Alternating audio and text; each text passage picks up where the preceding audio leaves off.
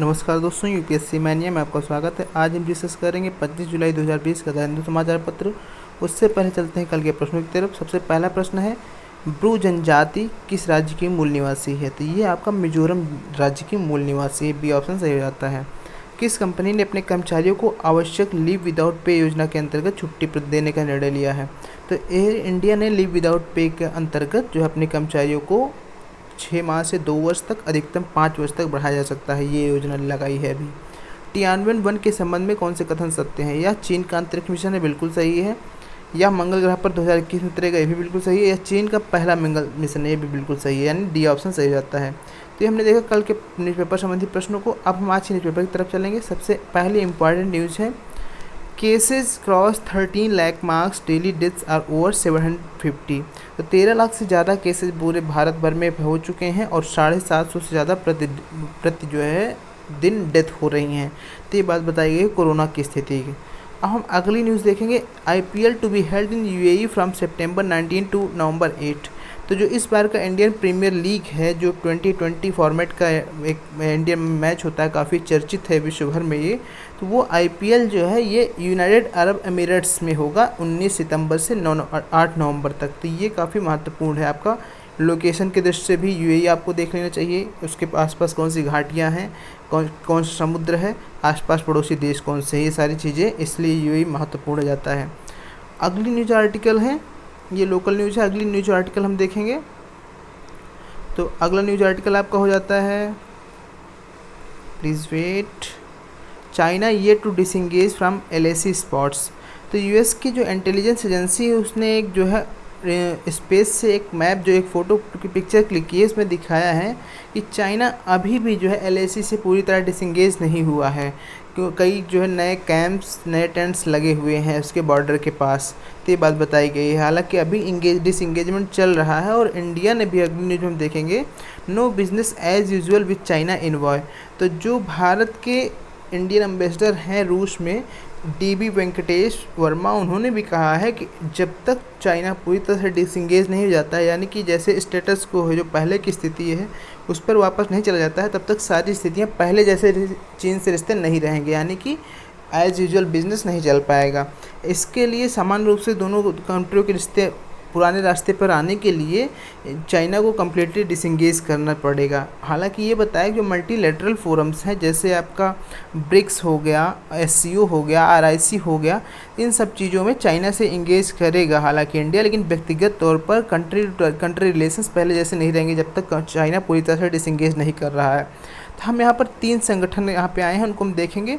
BRICS क्या है? ये 5 देशों का संगठन है, Brazil, Russia, India, China and south Africa. तो इसके बारे में आपको सारा डिटेल कलेक्ट करना है, जानना जो आवश्यक होता है। रसिया, इंडिया, चाइना, आरआईसी, ये 3 कंट्रियों का एक समूह है। संघाई कोऑपरेशन ऑर्गेनाइजेशन एससीओ, इसका भी भारत सदस्य है। तो संघाई कोऑपरेशन ऑर्गेनाइजेशन में कौन कौन से सदस्य देश हैं, इसको आपको कमेंट बॉक्स में इंटर करना है, बताना है। अगला न्यूज आर्टिकल है, 9 states told to ramp up कोविड-19 टेस्टिंग। तो जो हमारे कैबिनेट सेक्रेटरी राजीव गौबा हैं, उन्होंने शुक्रवार को कोविड-19 की स्थिति को रिव्यू किया और उसके बाद जो है सुझाव दिया कि 8 राज्य तेलंगाना, आंध्र प्रदेश, कर्नाटक, उत्तर प्रदेश, बिहार, झारखंड, उड़ीसा और पश्चिम बंगाल, असम, इन 8 राज्यों को कोविड-19 की टेस्टिंग काफ़ी ज़्यादा बढ़ाने की आवश्यकता है।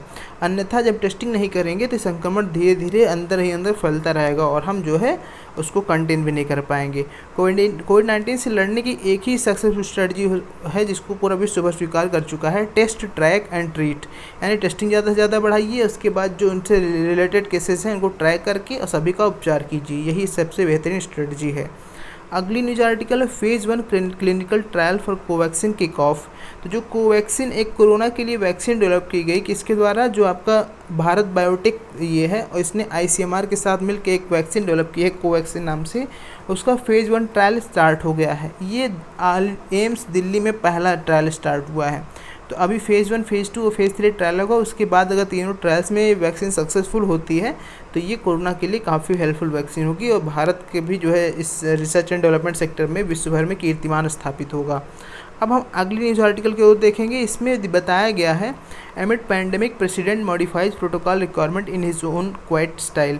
बताया गया है कि जो प्रेसिडेंट हाउस है यानी कि राष्ट्रपति भवन है, वहाँ से कैसे कोरोना के दौरान सहायतार्थ कार्य किए गए हैं। तो इसमें बताया गया है कि जो फर्स्ट लेडी हैं, फर्स्ट लेडी कौन होती है, जो राष्ट्रपति की पत्नी होती है उनको फर्स्ट लेडी बोला जाता है।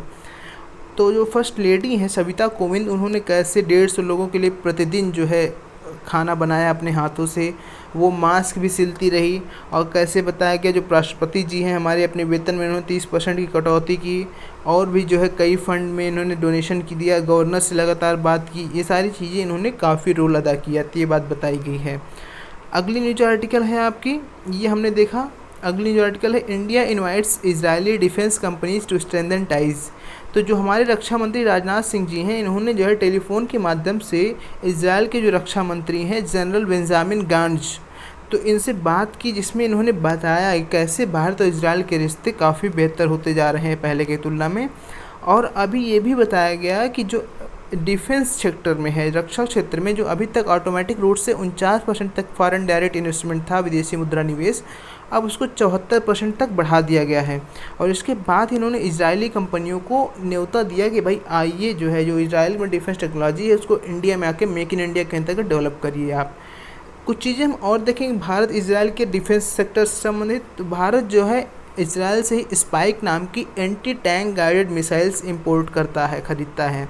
और हेरॉन अनआर्म्ड एरियल व्हीकल, जो हेरॉन ड्रोन्स होते हैं जो बिना मनुष्य के चलाए जाते हैं, रिमोटली कंट्रोल्ड होते हैं, हेरॉन नाम है, ये भी हम इजराइल से इंपोर्ट करते हैं। तो ये हमने देखा इंडिया इजराइल का डिफेंस कोऑपरेशन। अगली न्यूज आर्टिकल अंतर्राष्ट्रीय क्षेत्र से हम देखेंगे China ask US to shut Chengdu consulate. तो जैसे कि पहले 2-3 दिन पहले न्यूज़ हमने देखा था कि यूएसए में जो चाइना का कंसुलेट ऑफिस था टेक्सास में, उसको यूएसए ने बंद करने का आदेश दे दिया था। अब उसके बाद ही जो है चाइना ने यूएसए का जो कंसुलेट ऑफिस चेंगडू में है उसको भी बंद करने का निर्देश दे दिया है चाइना ने भी। हमें उम्मीद भी थी कि जैसे जो यूएसए की गतिविधि है उसका प्रत्युत्तर चाइना जरूर देगा, उसी के जवाब में चाइना ने भी यूएसए का जो कंसुलेट ऑफिस है चाइना में उसको बंद कर दिया। अगली न्यूज आर्टिकल है Erdogan joins thousands to pray at Hagia Sophia. तो हागिया सोफिया एक जो है आपका वर्ल्ड हेरिटेज साइट है जो आपका तुर्की में स्थित है। ये पहले जो है लगभग आपका 1453 में 14 इसलिए आपका कैथेड्रल चर्च था पहले बाइजेंटाइन एम्पायर के अंतर्गत। लेकिन फिर जब ओटोमन तुर्कों का साम्राज्य आया 1453 में, जो कॉन्स्टेंटिनोपल है ये जब तुर्कों के हाथ में आ गया, ये सारी चीज़ें आप विश्व इतिहास से पढ़ेंगे तो उसमें आपको आएंगे सामने। तो पहले ये एक चर्च था हागिया सोफिया जो क्रिश्चियन, उसमें क्रिश्चियन का बाइजेंटाइन एम्पायर चलता था, उसी के अंतर्गत तुर्की का साम्राज्य भी आता था। बाद में ओटोमन साम्राज्य का कब्जा हुआ 1453 में, तो इस जो हागिया सोफिया चर्च को मस्जिद में बदल दिया गया। फिर जब तुर्की में 1934 में लिबरल मुस्तफ़ा कमाल पाशा का जो है शासन आया, तो ये काफ़ी लिबरल माने जाते थे, तो उन्होंने जो है सेकुलर कंट्रीज को डिक्लेयर कर दिया, यानी किसी भी धर्म विशेष का ये झुकाव नहीं रहेगा तुर्की का।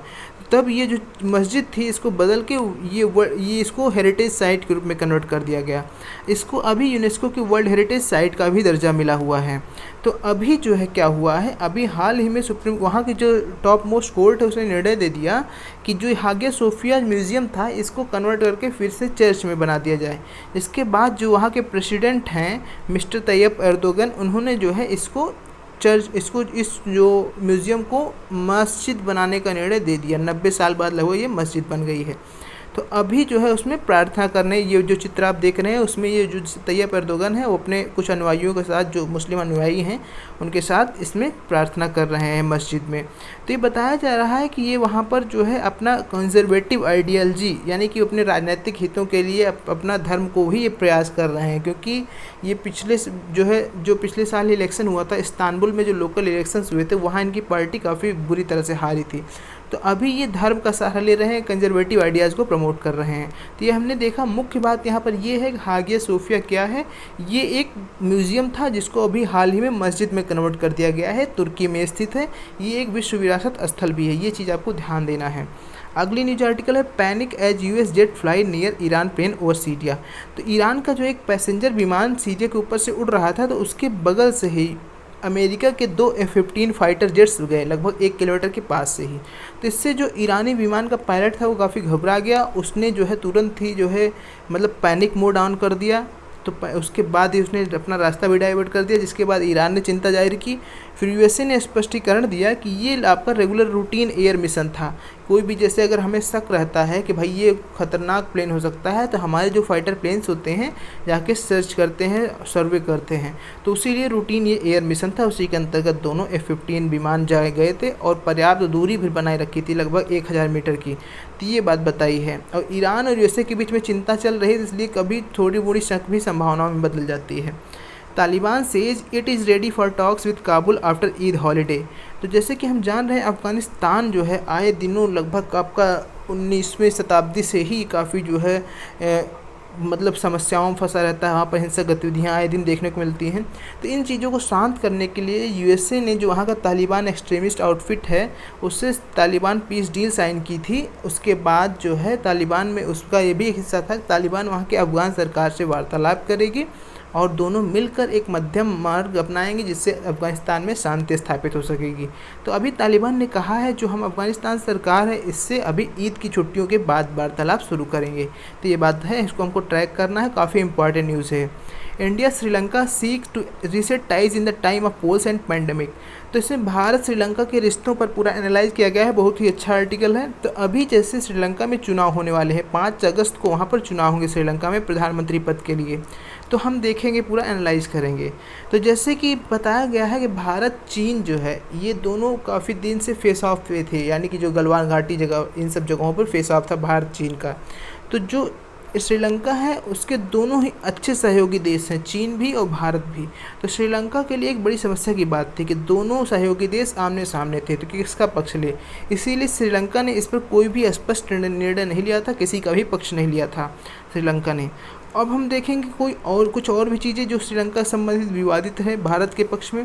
तो भारत और जापान ने श्रीलंका का जो एक पोर्ट कंटेनर टर्मिनल है, ईस्ट कंटेनर टर्मिनल इसको जानते हैं, कोलंबो बंदरगाह के पास है। तो इस ईसीटी प्रोजेक्ट को डेवलप करने के लिए भारत ने जो है जापान के साथ मिलकर इस ईसीटी पोर्ट को कंटेनर टर्मिनल को डेवलप करने का बात कही थी।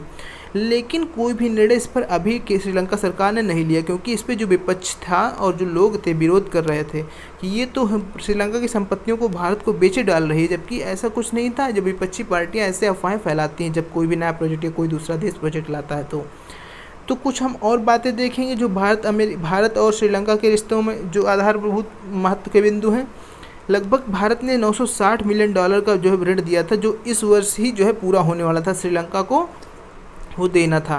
तो इसके बाद जो श्रीलंका निवेदन किया था इंडिया से कि इस भाई ऋण को थोड़ा सा समय हमें और दे दीजिए इस ऋण चुकाने को, क्योंकि कोरोना जैसी पैंडेमिक है।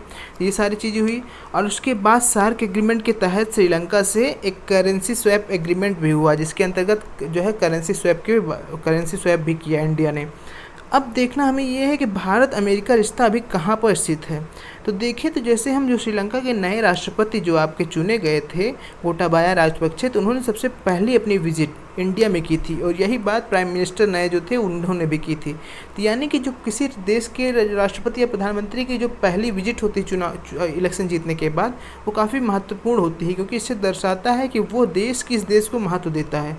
तो इनकी पहली विजिट थी जो है इंडिया में, इसका मतलब ये है इंडिया को काफ़ी इंपॉर्टेंस देता है श्रीलंका, और जाहिर सी बात कैसे नहीं भी देगा, वो एक आइलैंड कंट्री है, उसके हम सबसे नियरेस्ट नेबर हैं, तो इम्पोर्टेंस लाजमी है और एक बड़ी इकोनॉमी भी है इंडिया। और इसी के प्रत्युत्तर में जो हमारे विदेश मंत्री जयशंकर प्रसाद हैं, ये भी जो है जैसे गोटाबाया राजपक्षा इन्होंने चुनाव जीता था तुरंत ही वेलकम करने ये गए थे नेक्स्ट दिन ही, तो ये बात बताई गई थी।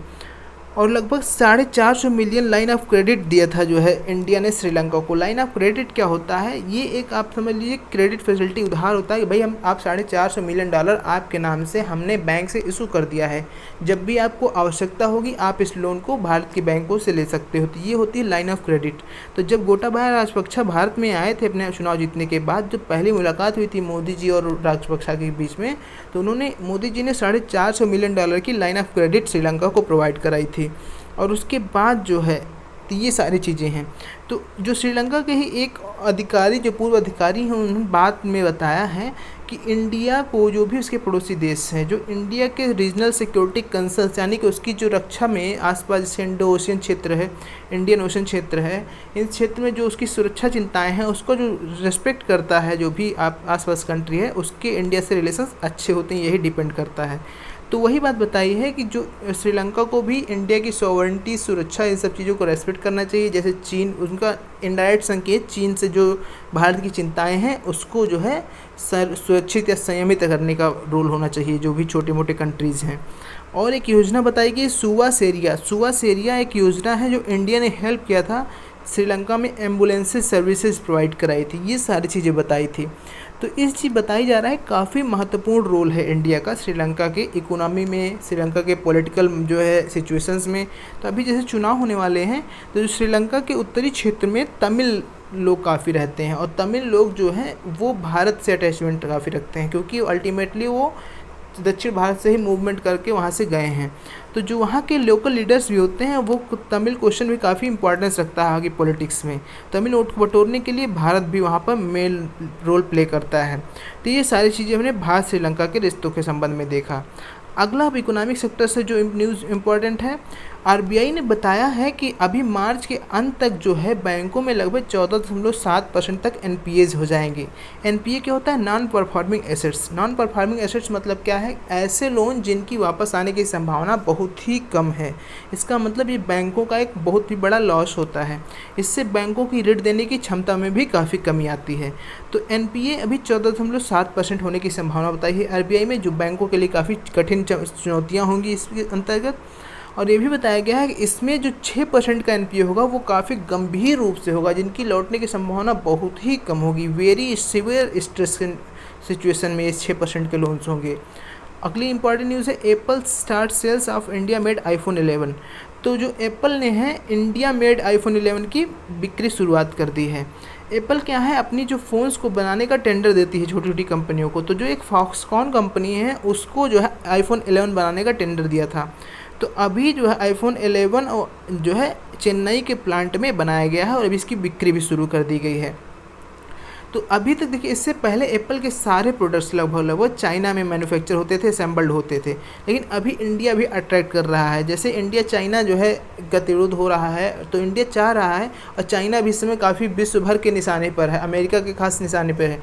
तो इंडिया चाह रहा है जो भी कंपनियाँ चाइना से निकलें उनको हम अपनी तरफ अट्रैक्ट करें। तो ऐसे में जो एप्पल का मैन्युफैक्चर है वो भी इंडिया अट्रैक्ट कर रहा है। जैसे इससे पहले भी आपका आईफोन 7, आईफोन 6s, SE और आईफोन XR, आईफोन 11 ये सारे इंडिया में मैन्युफैक्चर हो चुके हैं।